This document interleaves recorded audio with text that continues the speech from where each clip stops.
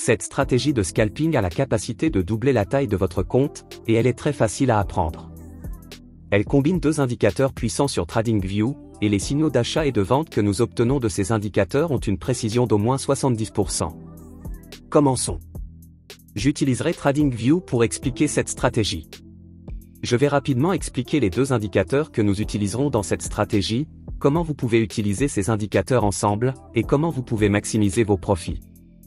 Tout est dans cette vidéo, alors commençons par la première étape, l'ajout et la révélation des indicateurs utilisés dans cette stratégie de scalping. Donc sur TradingView, je vais utiliser un intervalle de temps de 5 minutes sur un graphique Euro-USD pour expliquer cette stratégie. Le premier indicateur est l'indicateur de régression noyau. Ce sont des indicateurs de momentum, et ils aident à identifier la direction de la tendance et les points de renversement potentiels. Vous pouvez ouvrir l'onglet des indicateurs ici. Tout d'abord, nous rechercherons les régressions de noyau cosinus dans la boîte de recherche. Ensuite, nous devons cliquer sur l'option de l'indicateur de régression de noyau cosinus créé par les systèmes Kantra. L'indicateur de régression de noyau cosinus est un outil utilisé par les traders pour lisser les mouvements de prix sur un graphique et mettre en évidence la tendance générale du marché. Il fonctionne en regardant un groupe de points de prix proches et en donnant plus d'importance, ou de poids, aux points qui sont plus proches du prix actuel, tout en accordant progressivement moins d'attention aux points qui sont plus éloignés. Cette ligne lisse aide à réduire le bruit causé par les petits changements de prix aléatoires, rendant plus facile de voir les tendances et les points de retournement potentiels. Les traders utilisent souvent la ligne CKR pour décider quand acheter ou vendre. Par exemple, si le prix passe au-dessus de la ligne, cela pourrait suggérer un bon moment pour acheter. Si le prix tombe en dessous de la ligne, cela pourrait indiquer qu'il est temps de vendre. L'indicateur peut également servir de guide pour les niveaux de support et de résistance, montrant les niveaux où le prix pourrait rebondir ou se renverser. Bien qu'il soit un outil puissant pour simplifier les tendances du marché, il peut être un peu en retard sur les changements rapides, donc il est préférable de l'utiliser avec d'autres indicateurs. Pour cette raison, nous ajouterons le deuxième indicateur de la stratégie au graphique. Vous avez l'impression que tout le monde autour de vous bénéficie de l'intelligence artificielle, mais vous ne savez pas par où commencer ? N'attendez plus, commencez dès aujourd'hui. Notre robot de trading gratuit est simple à utiliser, alimenté par l'intelligence artificielle, et peut vous faire gagner jusqu'à 1% de profit chaque jour. Plus de 50 000 membres se sont déjà inscrits. Cliquez sur le lien ci-dessous pour obtenir un accès gratuit. C'est l'occasion d'exploiter la puissance de l'intelligence artificielle et de faire un pas vers l'essor financier. Encore une fois, nous ouvrirons l'onglet des indicateurs. Nous rechercherons les bandes de Fibonacci dans la boîte de recherche. Ensuite, nous devons cliquer sur les bandes de Fibonacci par Big Beluga, ce sera celle-ci. Alors ajoutez-la au graphique, et la configuration du graphique de trading est complète. Les bandes de Fibonacci, créées par Big Beluga, sont un indicateur unique utilisé dans le trading pour identifier les niveaux de support et de résistance potentiels sur le marché. Elles sont basées sur la séquence de Fibonacci. Je suis sûr que vous en êtes tout conscient. En bref, ces ratios sont largement considérés comme représentant des niveaux clés où les prix sont susceptibles de réagir, rebondissant ou perçant. Voici comment lire cet indicateur. La ligne centrale représente le prix moyen sur une période spécifique, qui agit comme la ligne de base pour les bandes. Nous allons utiliser cette ligne de base dans notre stratégie. Les bandes supérieures et inférieures sont ensuite calculées en utilisant les ratios de Fibonacci appliqués à la volatilité des prix. Le résultat est un ensemble de bandes qui s'élargissent ou se contractent en fonction du mouvement du marché. Lorsque le marché est fortement tendu, les bandes s'élargissent. Pendant les périodes plus calmes, les bandes se rapprochent. Les traders utilisent les bandes de Fibonacci pour prédire où le prix pourrait inverser ou continuer son mouvement. Par exemple, si le prix approche une bande supérieure, cela pourrait indiquer que le marché est suracheté et dû pour un recul. Inversement, si le prix se rapproche d'une bande inférieure, cela pourrait suggérer une condition de survente et un mouvement ascendant potentiel. Ces cercles verts et rouges sont sortes de signaux d'achat et de vente de cet indicateur et nous allons également les utiliser dans notre stratégie.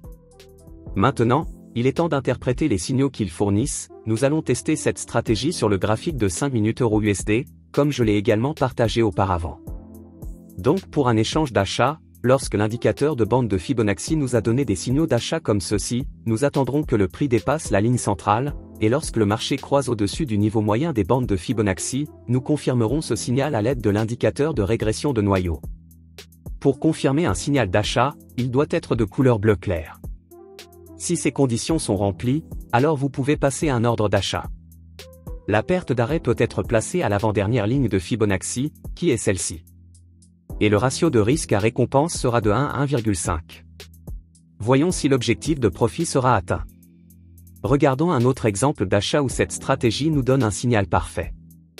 Sur le graphique, remarquez comment nous avons obtenu des signaux d'achat de l'indicateur ici, et ensuite le prix croise au-dessus du niveau moyen des bandes de Fibonacci. En même temps, la ligne rapide de l'indicateur de régression de noyau devient bleu ciel, confirmant l'élan ascendant. Cet alignement de signaux est exactement ce que nous recherchons. Donc, nous passons un ordre d'achat juste ici. La perte d'arrêt se place au deuxième dernier niveau des bandes de Fibonacci pour protéger notre position, et nous visons un ratio de risque à récompense de 1 à 1,5. Au fur et à mesure que l'échange progresse, le prix continue de monter, atteignant notre cible de profit avec précision. Voici un autre exemple clair de l'efficacité de cette stratégie.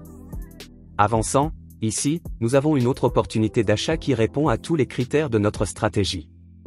Ici, nous avons reçu un signal d'achat, et le prix a cassé au-dessus de la bande médiane de Fibonacci, et la ligne de régression de noyau est immédiatement devenue bleue, confirmant la tendance haussière. Ceci est notre confirmation pour entrer dans un échange d'achat. Nous plaçons la perte d'arrêt juste au deuxième dernier niveau de la bande de Fibonacci pour garder notre risque sous contrôle. Pour la cible de profit, encore une fois, nous nous en tenons à notre ratio de risque à récompense de 1 à 1,5. Ces exemples montrent comment combiner ces deux indicateurs peut identifier de manière cohérente des échanges à haute probabilité. Remarquez comment attendre l'alignement des signaux réduit les chances d'entrée fausse et améliore notre précision globale. Maintenant, passons à un exemple d'échange de vente. Pour un échange de vente, tout d'abord, nous voulons des signaux de vente comme celui-ci de notre indicateur. Après cela, nous attendrons que le prix traverse et ferme en dessous de la ligne centrale de l'indicateur de Fibonacci. Juste comme il l'a fait ici.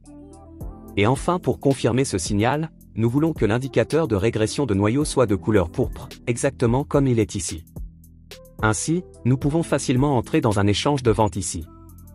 La perte d'arrêt sera placée à la deuxième ligne de l'indicateur de Fibonacci, qui est celle-ci. Et l'objectif de profit restera le même à 1,5. Voyons si ce serait un échange réussi juste ici. Maintenant, passons à d'autres exemples d'échange de vente.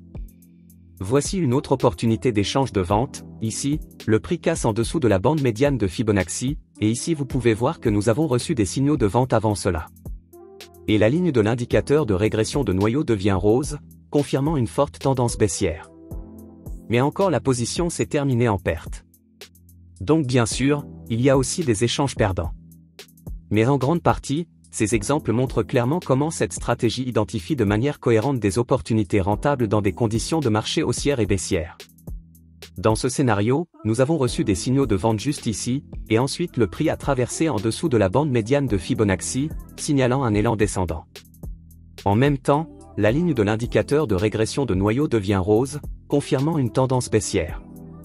Avec ces conditions remplies, nous passons un ordre de vente juste ici. La perte d'arrêt est placée au deuxième niveau des bandes de Fibonacci, et nous visons un ratio de risque à récompense de 1 à 1,5.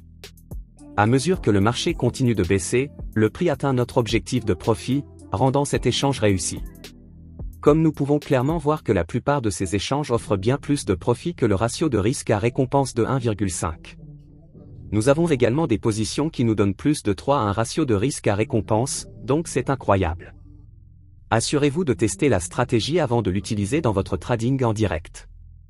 C'est tout pour la vidéo d'aujourd'hui. Je vous retrouve dans la prochaine vidéo.